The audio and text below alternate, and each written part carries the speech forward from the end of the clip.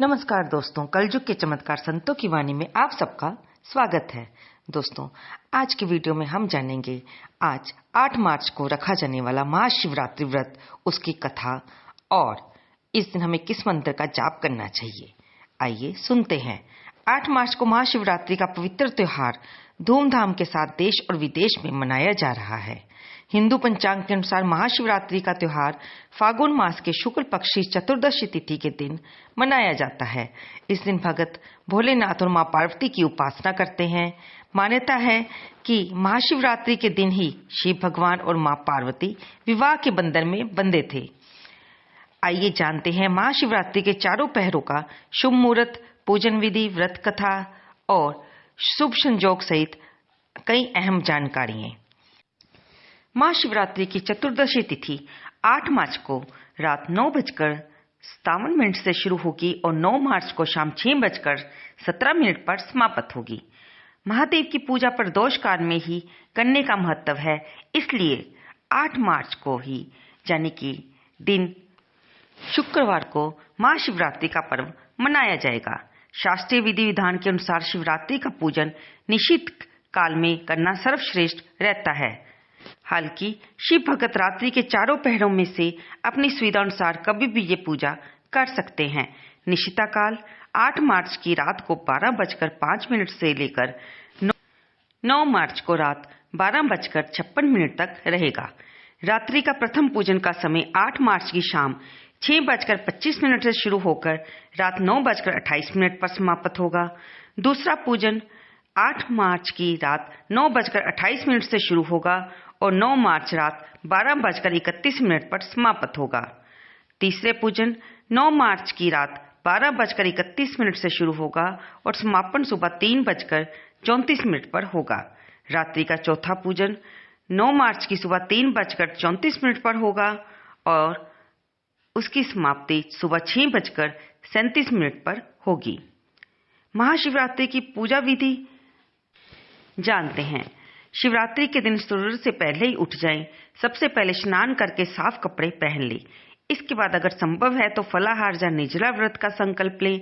फिर मंदिर में जाकर शिवलिंग पर जल चढ़ाएं। शुभ मुहूर्त में पूजा शुरू करें।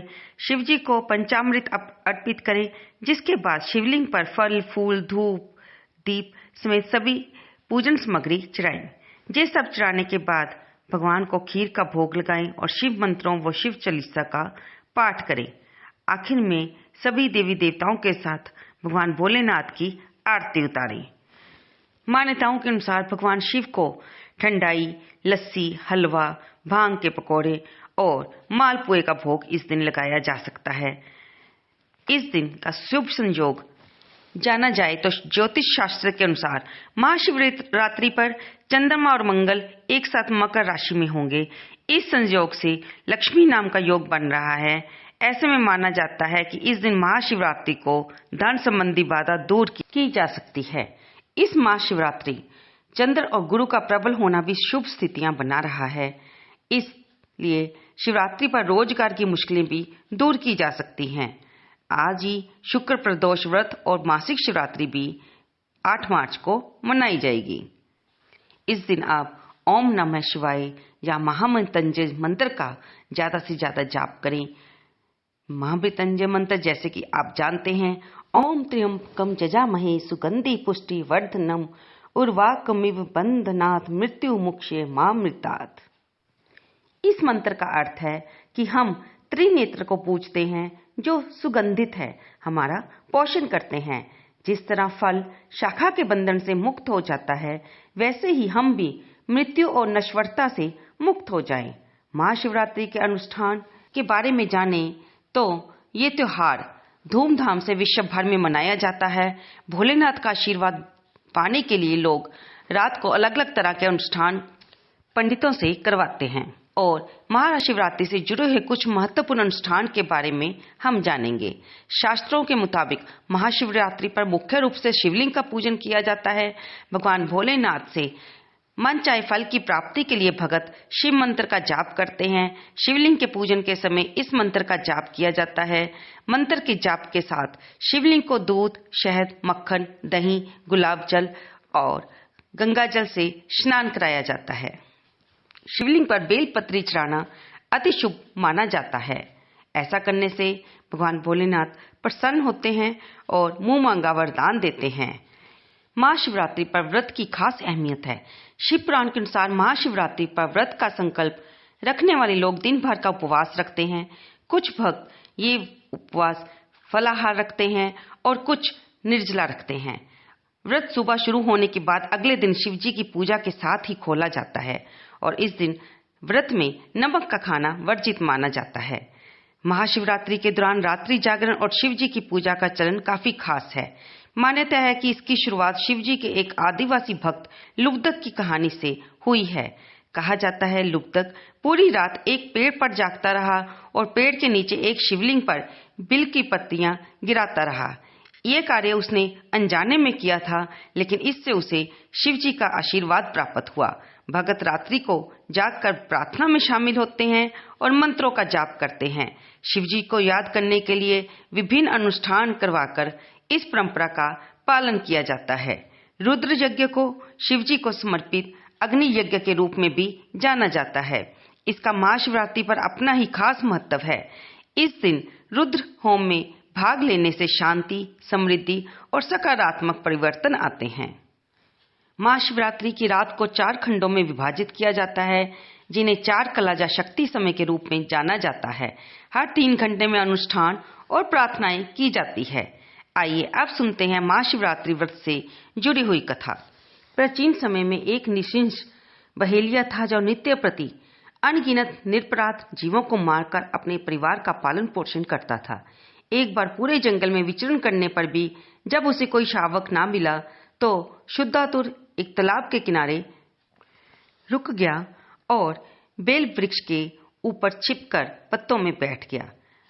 उसी बेल वृक्ष के नीचे एक शिवलिंग था जो कि उस बेल वृक्ष के पत्तों से ढका हुआ था, जिसके बारे में बहेलिये को पता नहीं था। वह उस वृक्ष की शाखा पर चढ़कर अपनी आवास थतली बनाने के लिए बेलपत्री को तोड़ता हुआ शिवलिंग पर बेलपत्र गिराता रहा। दिन भर की भूख और प्यास से व्याकुल उस बहेली का एक प्रकार से शिवरात्रि का व्रत पूरा हो गया और अनजाने में ही उसके हाथों से बेलपत्री शिवलिंग पर गिरने के कारण शिवलिंग की पूजा हो गई। कुछ रात बीत जाने पर एक गाभिन हिरनी वहां कुछ कुल्हाचे भरती हुई आई। उसे देखते ही बहेली ने निशाना लगाया। झिझकती व्याकुल हिरनी दीनवाणी से बोली, हे व्याध, मैं अभी गाभिन हूँ, प्रसव वेला भी समीप है, इसलिए इस समय मुझे मत मारो। प्रजनन क्रिया के बाद मैं शीघ्र ही अपने आप तुम्हारे पास आ जाऊंगी। बहेलिया उसकी बातों को मान गया। थोड़ी रात व्यतीत होने पर एक दूसरी हिरनी आई। पुनः बहेलिये ने निशाना साधा तो हिरनी ने भी निवेदन किया कि मैं अभी ऋतु क्रिया से निवृत्त सकामा हूँ, इसलिए मुझे पति समागम करने दीजिए। मारिए नहीं, मैं अपने पति से मिलने के बाद स्वयं ही आपके पास आ जाऊंगी। बहेली ने उसकी बात को भी स्वीकार कर लिया। रात्रि को तृतीय वेला में एक तीसरी हिरनी छोटे छोटे छोनों को लेकर उसी जलाशय में पानी पीने के लिए आई। बहेली ने उसको भी देखकर धनुष बाण चढ़ा दिया। तब वह हिरनी अति दीन स्वर में बोली, हे व्याध, ये इन छोनों को मैं अपने हिरण के संरक्षण में कर आऊं तब मुझे मारना। बहेली ने दीन वचनों से प्रभावित होकर उसे भी छोड़ दिया। प्रातःकाल के समय बहेलिये ने देखा कि वहां पर एक हिरण आया। हिरण को मारने के लिए जैसे ही बहेलिये ने फिर अपना तीर कमान उठाया तो हिरण ने व्याध से प्रार्थना की कि हे व्याधराज, यदि आपने मुझसे पूर्व 3 हिरनियों को छोड़ दिया है तो मुझे भी मत मारिए, क्योंकि मैं ही उनका सहचर हूँ। मैं आपसे वायदा करता हूँ कि मैं उनको मिलने के बाद खुद ही आपके पास आ जाऊंगा। हिरण की करुणामयी वाणी सुनकर बहेली ने रात भर की बीती बात को याद करके उसे भी छोड़ दिया। दिन भर उपवास, पूरी रात जागरण तथा शिव प्रतिमा पर बेलपत्री गिराने के कारण बहेली का मन शुद्ध हो गया था और उसने मन में संकल्प कर लिया था कि अगर हिरण का परिवार वापस आ भी गया तो भी वह उन्हें नहीं मारेगा। और ऐसा ही हुआ। जब हिरण और हिरनियां अपने वायदे के अनुसार वापस आई तो व्याध ने भी उन्हें छोड़ दिया। इस तरह उसका मन पूरा पवित्र हो गया था। भगवान शंकर के प्रभाव से उसका हृदय इतना पवित्र सरल हो गया कि वह पूर्ण अहिंसावादी बन गया। उधर हिरण्यों ने भी और हिरण ने भी बहेले के पास आकर अपनी सत्यवादी का परिचय दिया। उनके सत्याग्रह से प्रभावित होकर व्याध अहिंसा परमो धर्म का पुजारी हो गया। उसकी आंखों से आंसू छलक आए और वह पूर्व किए हुए कर्मों पर पश्चाताप करने लगा। इस पर स्वर्ग लोक से देवताओं ने व्याध की सराहना की तथा भगवान शंकर ने 2 पुष्प विमान भेजकर बहेलिए तथा मृग परिवार को शिवलोक का अधिकारी बनाया। मान्यता है कि जब अज्ञानतावश महाशिवरात्रि के दिन भगवान शंकर की पूजा का इतना अद्भुत फल मिलता है, तो अगर हम समझबूझकर देवादिदेव महादेव का पूजन करें तो वह कितना फलदायी होगा। वहीं एक दूसरी कथा के अनुसार माता पार्वती ने भगवान शिव को पति रूप में पाने के लिए घनघोर तपस्या की थी। इसके फलस्वरूप इस दिन भगवान शिव और माता पार्वती का विवाह हुआ था। यही कारण है कि महाशिवरात्रि को अत्यंत महत्वपूर्ण और पवित्र माना जाता है।